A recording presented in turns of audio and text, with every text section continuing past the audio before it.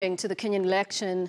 Solomon, if you can hear me, we are still ongoing. We haven't received the final results on this end. But what are Ugandans saying about the Kenyan election?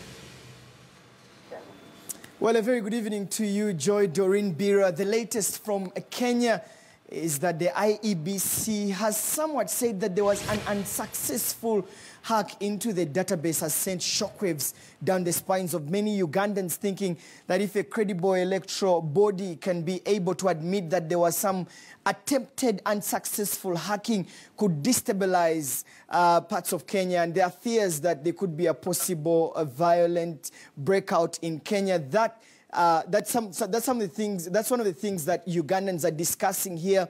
But also I should say that the latest press conference by NASA's Musalia Mudavadi is saying that the IEBC needs to declare Raila Odinga as the duly elected president of Kenya has also left, of course, some Ugandans debating. But by and large, there is fear. Ask anyone on the street and they'll tell you that we're worried that if anything happens on Kenya, it will have an impact on Uganda. Joy Doreen Bira, if I can just tell you that at the border points of Uganda, including Malaba and Busia, there's not a lot of activities. If you go at the border points, not very many trucks are being cleared from Kenya, slow goods coming in through. Yesterday, we reported that truck drivers have refused to cross into Kenya to pick, some of the goods that are still stranded. There is also slow work at the Mombasa border. Yesterday, again, the leader of the business community in Uganda came out to say that until when the results have been announced by the IEBC,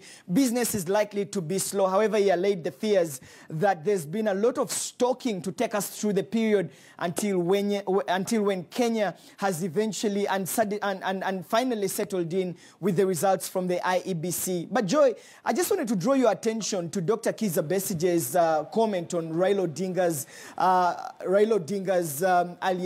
allegations. Statement, yeah. Besigye spoke to the media yesterday, and later on today again he continued to assert that what is happening in Kenya is no surprise, considering the state that many incumbents cannot allow easy transition of power. But that's Dr. Kizza Besigye, who is perhaps going through the same thing just like Raila Odinga is going through. Joy. Well, Solomon, last year Uganda had its elections, and there was quite a lot that was said online about the internet shutdown and such like comments that were made, and actually Ugandans had to use VPNs as well to access information. So having Ugandans watch what's happening in Kenya, do you get the feeling that maybe a number of Ugandans wish that what or how we saw the election being conducted is more like a wish that Ugandans have for what they would like to see in the future?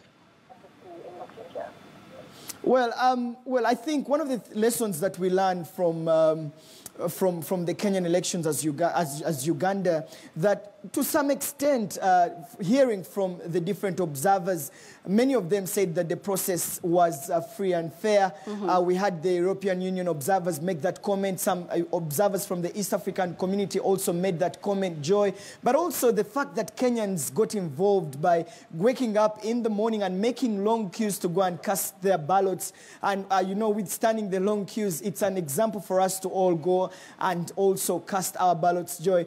But again, just like I said, growing fears. Yesterday, we were saddened by what happened in Kisumu. About 2-3 people confirmed dead in the violence that took place. Again, it's saddening that our neighboring country is going through that. But again, we are optimistic that this will not escalate into violence that we saw in the 2007 post-election period when hundreds of thousands of people lost their lives and others were displaced, Joy. All right, and finally, Solomon, I'm so sure you're about to go into your preparations for the 9 o'clock bulletin, but I would like to find out from you. You did mention that a number of business people are afraid of what exactly is going to happen, and we do understand that they say when Kenya sneezes, Uganda catches a cold, and the rest of the other countries as well. But do you think that Uganda was prepared for just in case something was to happen on this part of the world? Well, again, like you said, Joy, whatever happens to Kenya affects Uganda. We've been notified that the goods that were supposed to go through the Mombasa port have now to go through Dar es Salaam. And that means that they will have to travel a longer route into Uganda. The question has been, won't that affect the commodity prices? For example, the fuel, if it has to go through Dar es Salaam rather than going through Mombasa. We expect that of course, yesterday, the leaders of Uganda's business community were saying there will not be any increase in prices, in commodity prices. But, it's a free market economy, Joy. If goods are going through Dar es Salaam and coming to Uganda, someone can just decide to hike the price of fuel. We saw this in 2007 when violence broke up in Kenya. A liter of fuel was going as high as 8,000 shillings. And so we expect that there will be some sort of increase in commodity prices, Joy. But also we expect that we import a lot from Kenya. So if there is no production coming through, if we don't have goods from Kenya coming into Uganda, it will in a way affect the commodity prices. For example, the wheat, Joy. We expect that wheat prices could go up, and maybe unga, even though we still also produce our own unga. So Joy, whatever happens in Kenya certainly has an impact to all of us here in Uganda, and we're just praying for the best so that we're able to get up on our feet once all this is concluded, Joy. Well, thanks a lot, Solomon. We do appreciate the update. That is Solomon Seranja, a journalist with NBS TV and correspondent with KTN News, telling us about how Ugandans are perceiving the elections right now. Now, would like to also still get the feel of what Kenyans are saying online.